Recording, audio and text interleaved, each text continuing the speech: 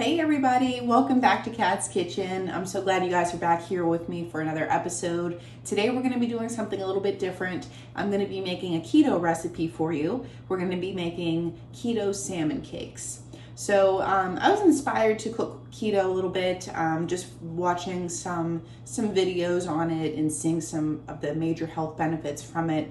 So I'm trying to figure out what recipes we like so that maybe we can implement them, later on in our lifestyle. So let me know down below in the description box if you like keto recipes, if you'd like to know some more. I'm going to be obviously doing some recipe testing here with you, and we can see together how good or if they're maybe not so good.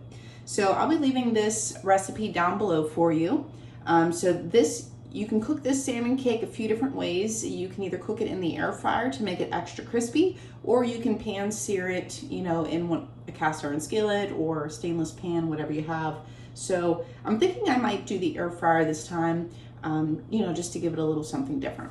So let's see what we've got here. Now the recipe that I looked up, actually I looked up a few recipes before I started, and no offense to them, but they were kind of a little bit dull. So what I'm going to do is I'm going to take a little bit from what I've learned and from what I know, and we're going to kind of put it all together. So what I have in here is I'm going to put some more in here. Our recipe didn't call for fresh herbs, but I know when you're cooking salmon, especially canned, salmon, we're going to be using canned salmon for this. You can use fresh salmon if you want. Just make sure it's cooked before. It always needs to be lifted a little bit. So I'm going to add in some parsley and some cilantro. I'm going to add in 1 can of drained salmon. Okay. And then to this, I'm also going to add in some scallions here. I chopped up about 3 of them, and I'm going to save about half for our sauce that we're going to make. We're going to make it a Sriracha Mayo to daub on the top. Okay, so the next thing that the recipe called for was some Parmesan. I do not have Parmesan on hand, but I do have some Asiago. So I'm going to go ahead and put that in here.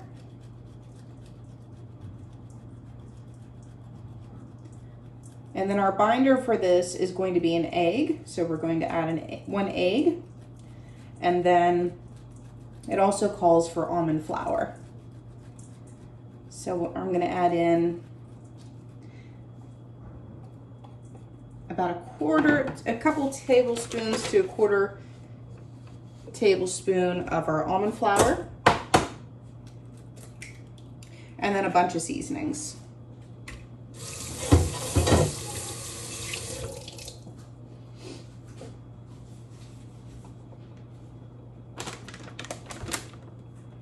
This almond flour, I was able to get this at Aldi's.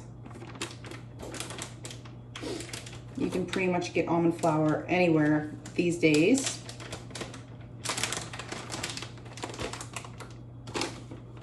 And yeah, I'm gonna start off with just about a good tablespoon of our almond flour. I don't wanna make it too dry. And if this doesn't make me enough, then I'm going to add another can and we'll just double this recipe here. Okay, so next I'm going to add in some minced garlic.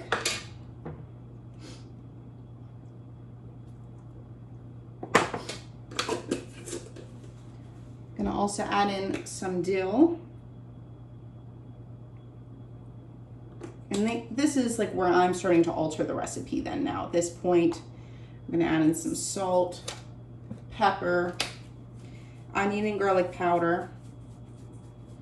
You can even put some Old Bay or fish seasoning in here if you want.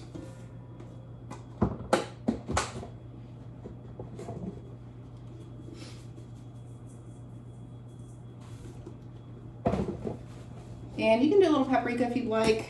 I'm not sure. I'm probably not going to do that this time. I just want to.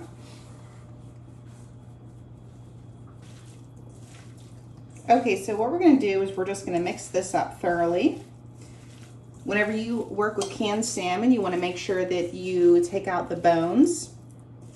There are going to be a few bones in there. and possibly a few scales on there as well. See, look how fragrant it's looking now already.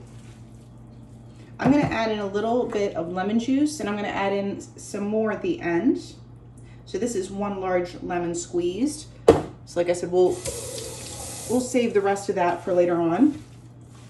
That's also gonna help lift our flavors. And let's give it a smell. Oh, it smells super yummy. Super yummy. So right now is to the point where I'm trying to see if it's gonna hold together for me, or if I need to add a little bit more almond flour, and I think I do. So I'm gonna go back in for another tablespoon. So for 1 can, that would be a 1/4 cup total. This looks so good. And see, this is what I wanted, that the recipes, if you can just see all those pretty colors in there, that's what we want. Because then you know it's gonna be absolutely fragrant. So I'm just gonna try to form a patty just to see if it can form well for me. It looks like we're gonna be able to get 4 patties roughly out of this 1 can. And I'm just divvying them up in my bowl first. And then I'm going to grab them and just kind of form it together like you would be making a hamburger. And then what we do is once we have them formed, we're gonna pop them back into the refrigerator so that they can stiffen up a little bit. If you need to do it a little faster, you can flash freeze them in the freezer for a little bit, and it'll pick up the process even faster for you. So that's what we're looking at here. Beautiful. Because then once they firm up, they're not going to be as likely to fall apart on you once you start the cooking process.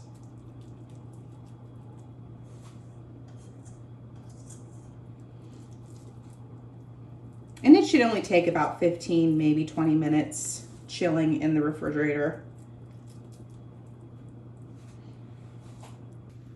Alrighty guys, while our salmon cakes are firming up in the refrigerator, I'm gonna make a simple Sriracha mayo sauce. It couldn't be easier than this. It's super, super simple.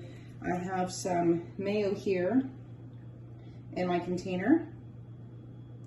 And literally it's just mayo of your choice, and some Sriracha. And voila, mix that up. And then you have mayo Sriracha. Sriracha mayo rather.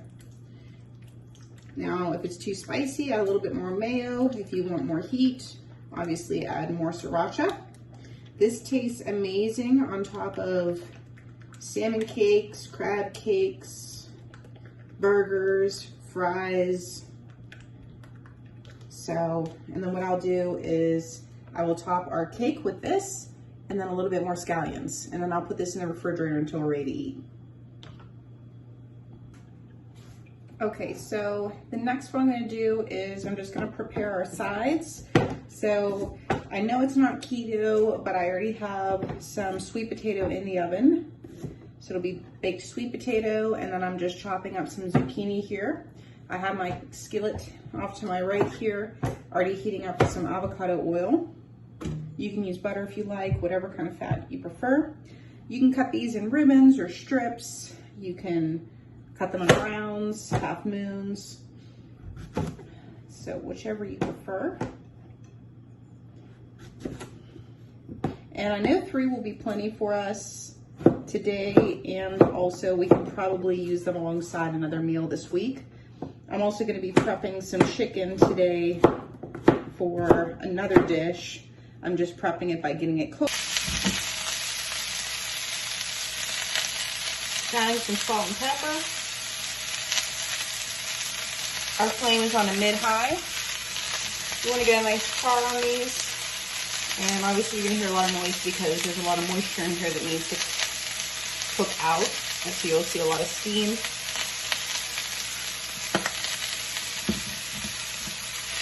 And then I'm going to add some garlic on there as well.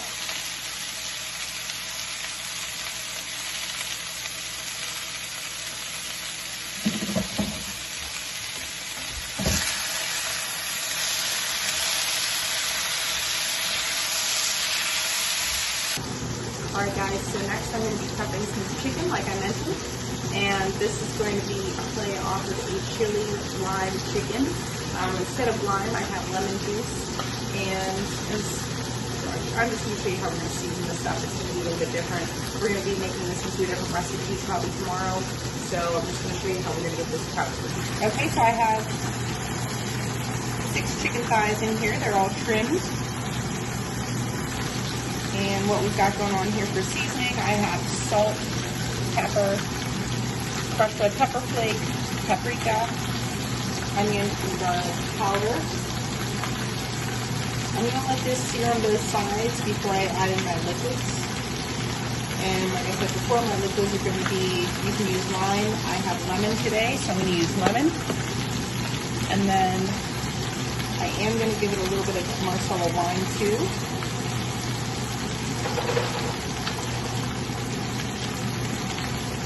Sorry if you can hear that, that's my ice maker in the back. Turn off our fan for us. We're kicking up a little bit of heat. So we want to make sure we get that crust on there first before we put in our liquids. That way we give our meat a chance to form that really beautiful caramelization on both sides. Heat's on about a mid-high. And into the look. Looking pretty good, but I'm still going to let it go for a little bit. I noticed that the middle obviously cooks the fastest, so I just got to check each one of these. Sometimes going to move spun around. Chicken thighs bone in are really easy to work with. Don't be intimidated by them. They're actually really easy to cut around after they're cooked. After they're cooked, you can cut around the bone really, really easily, or you can just pick it up and eat it, depending on how you like to eat. But it's really, really easy. Don't let that scare you. I got, let's see, this is 6, 7, 8, 9, 10. I got 10 chicken thighs for around $8 or $9 at Aldi's. So it's a really affordable cut, and it's a really easy way to feed your family because you can break that up and make it into a few different meals. Okay, friends, so we're getting some amazing color on our chicken right here. I just had to keep moving it around. I added our lid so that it would cook on the inside a lot more thoroughly. I just drained off our grease as well. Next, I'm going to add in a good 2 tablespoons of our lemon juice. And some of our Marsala wine, which we're just going to let it cook down. About a 1/4 cup of our Marsala wine. That way we're getting acidity from our lemon juice and we're getting a sweetness from the Marsala wine. Next, we're just going to give this a little bit of a shake so that nothing's sticking to the bottom. Pop our lid back on. I'm going to turn this now on low and just let the alcohol cook out, reduce down, and then towards the end I'm going to take our lid off so that our sauce can thicken up. Alrighty guys, so here is what we're looking at. Our salmon cakes turned out beautifully. I said I have my sweet potato and our zucchini. I'm just going to top this off with some of our fresh lemon juice on both of the cakes. And then I'm going to add some of our Sriracha Mayo and the Scallions right on top there. I'm going to show you also what happened with our chicken. It's looking really, really good. But here is our salmon, our keto and gluten-free salmon cakes. So I hope you all enjoyed that. I'm going to show you now what our chicken looks like. So here's our chicken. It ended up being really, really tasty. I tasted it for flavor. I also put the sauce in a fat separator. If you've never used one of these before, you just pour your sauce in the top, you let it sit for a while, and then eventually the fat will separate from your sauce. And whenever you pour it out through the spout, you can see it right down there. A good 2/3 of it is just all gonna be sauce, and then your fat will stay in the reservoir and it won't come out. So guys, that's all I have for today. Please stay tuned for our next chicken dish, next chicken video. Please like, share, and subscribe, and I'll see you guys on the next one. Thanks guys, bye-bye.